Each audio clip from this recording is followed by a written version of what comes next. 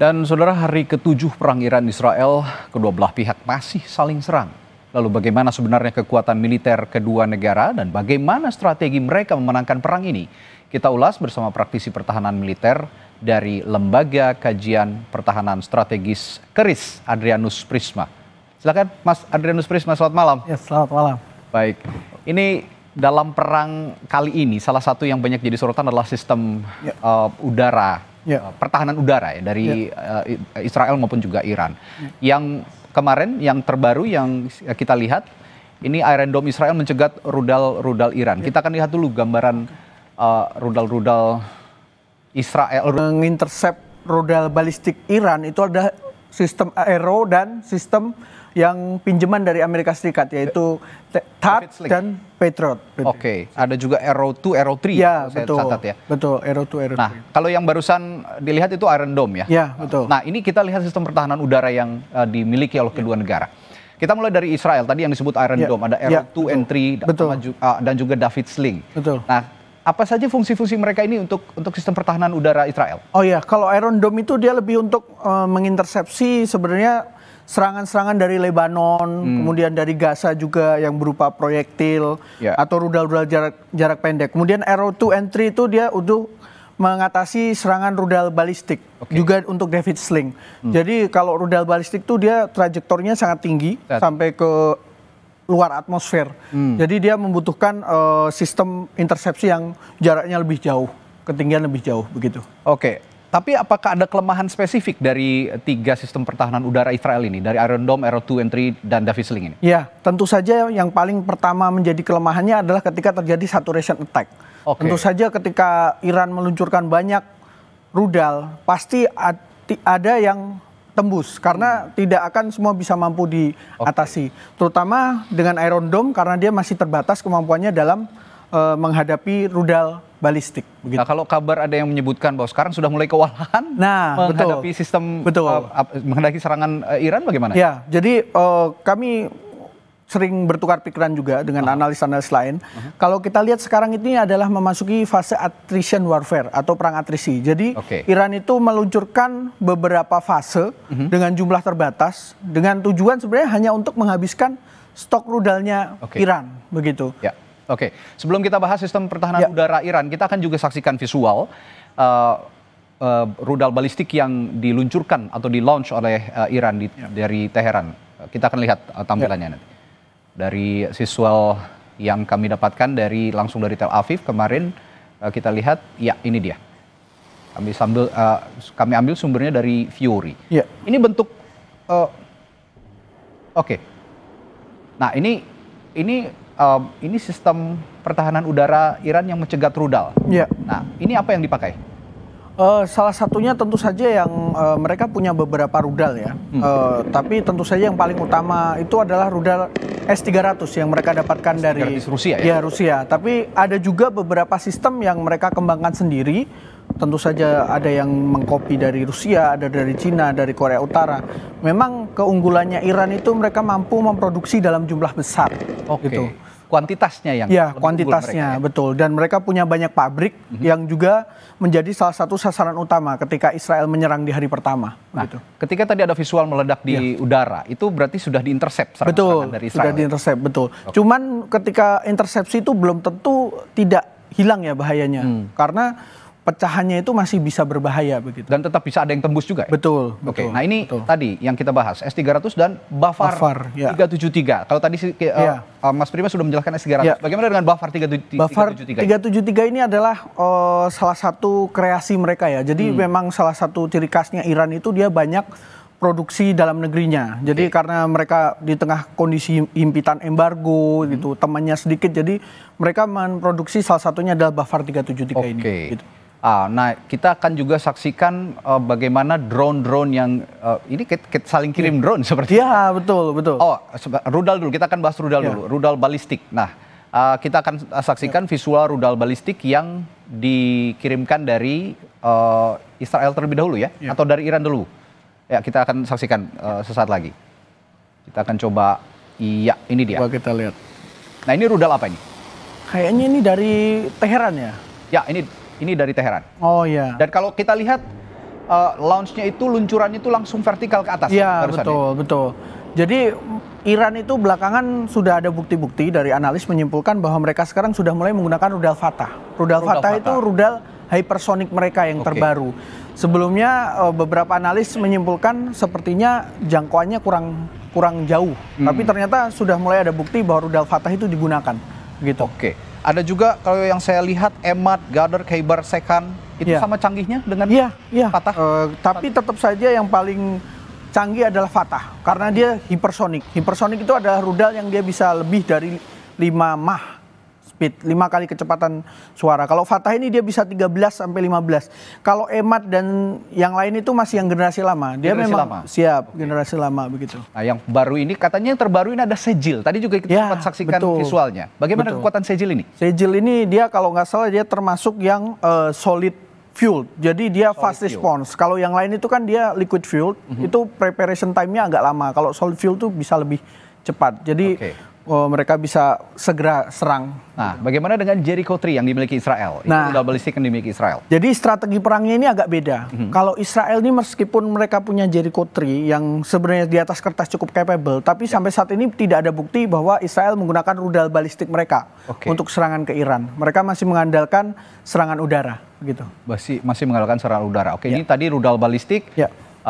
Dan terakhir nanti kita akan lihat juga drone. Ada saling kirim drone juga. Saling kirim drone, betul. Kami punya, ini kami punya datanya. Kita mulai dari Israel terlebih dahulu. Ada Aitan dan Heron. Bagaimana kekuatan drone Israel ini? Nah, kalau drone ini kita membahasnya agak sedikit berbeda ya, karena Israel itu drone-nya itu lebih untuk surveillance. Surveillance. Ya, memang tidak ada mereka rudal yang drone yang mereka menyerang ya? Mampu untuk menyerang, tetapi menyerang. Kebanyakan yang dilihat dari rekaman-rekaman yang ada, yang terbang di atas Teheran itu kebanyakan Heron, Hermes, Eltan gitu.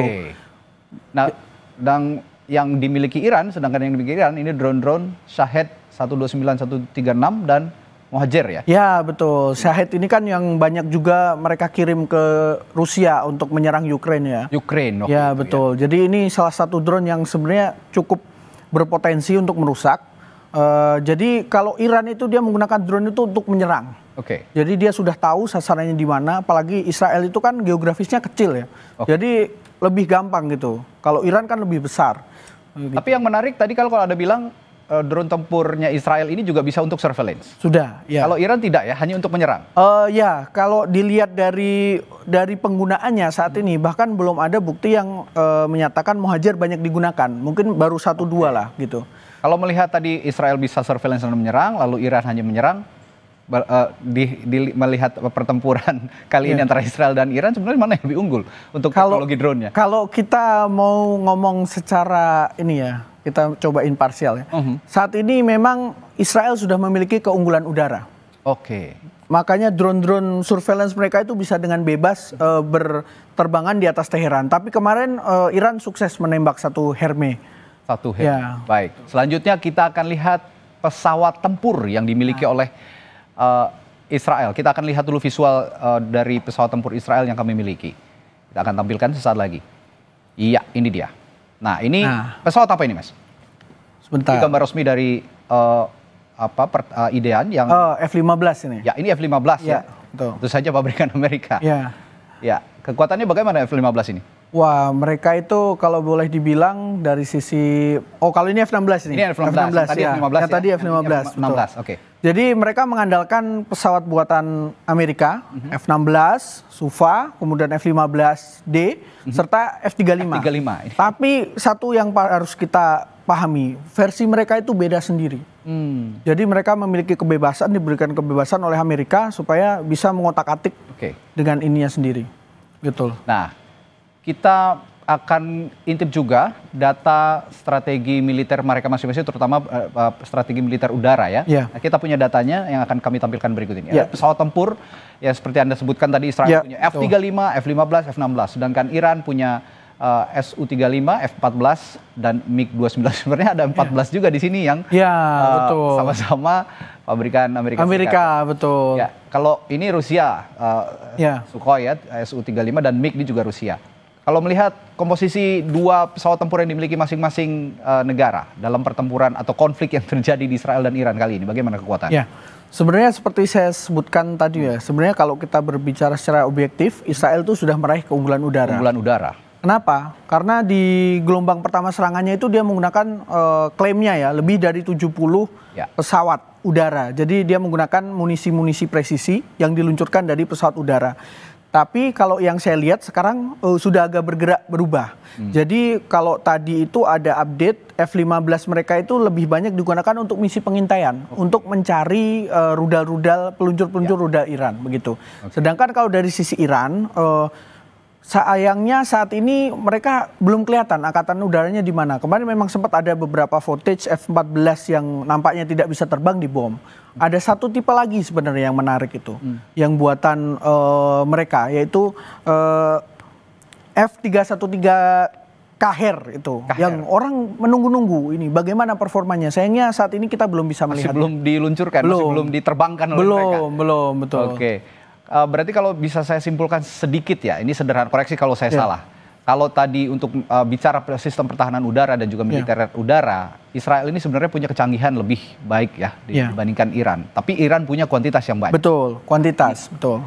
Kalau begitu strategi dengan, kalau kita bicara kecanggihan dan kuantitas, strategi militer mereka ini bagaimana kalau lihat head to head-nya? Kalau kita seperti saya sampaikan tadi, ini sudah masuk fase perang atrisi, di mana dua-duanya itu tahan-tahanan. Tentu saja Israel ini karena dia kecil, dia kena saturation attack, pasti dia waktunya itu akan terbatas. Stok rudalnya dia, pertahanan udaranya pasti terbatas.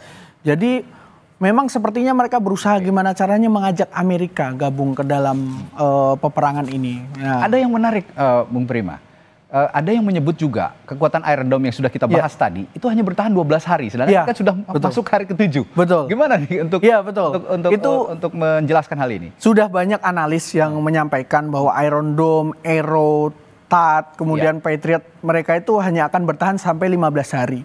Itu kenapa? Karena memang sebagian besar kapasitas produksi mereka terbatas, yang dua mereka masih tergantung rudal yang dipasok dari Amerika. Betul. Nah, makanya belakangan ini kita mulai lihat gelombang pesawat tanker dan pesawat angkut dari Amerika itu bergerak menuju Middle East. Nah, biasanya itu membawa rombongan pesawat tempur juga. Cuman kan kita cuma bisa lihat pesawat tankernya. Ya, Tiongkok masih minim, Rusia masih kental di sana. Kalau melihat dukungan yang diberikan proksi-proksi mereka, baik Amerika dan juga Rusia dalam hal ini sistem pertahanan udara, baik pesawat tempur, drone dan juga tadi ada Iron Dome dan segala macamnya, perdamaian kedua negara. Tapi sepertinya perang ini masih akan lama berkecamuk. Menurut Anda masih panjang rentangnya? Kalau menurut saya ini tergantung bagaimana Presiden Donald Trump. Dia pasti kan akan diketuk terus pintunya sama Israel untuk dilibatkan begitu. Baik, terima kasih Bung Adrius Prima dengan analisisnya yang luar biasa malam hari ini di Sapa Indonesia Malam.